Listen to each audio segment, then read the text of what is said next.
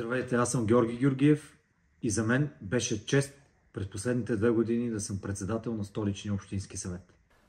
Ние успяхме да свършим много и смислени неща за нашия град. Ще акцентирам само на няколко от тях, защото в края на мандата, на последното наше заседание, е време за равносметка. Успяхме да извършим дигитална революция в градския транспорт. Вече 20 милиона са пътуванията с електронни билети в София. Ако някой бе казал, че перфоратора и хартиеното билетче ще останат в историята, едва ли щяхме да повярваме. За да бъде достъпна София, приехме най-мащабната програма за изграждане на тротуари. 14 пъти повече, по-големи инвестиции. Това е модел и за децентрализация.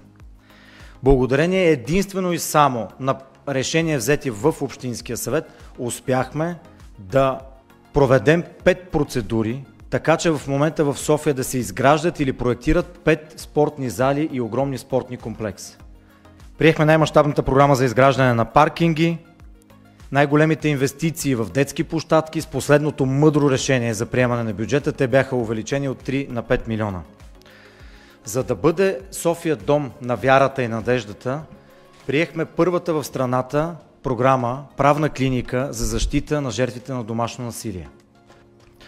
За да бъде София достъпна, създадохме нова програма за интеграция на деца с специални образователни потребности, деца от аутистичния спектър, деца с синдром на Даун. На последното заседание увеличихме с 50% този бюджет. Тази програма ще продължи и след нас.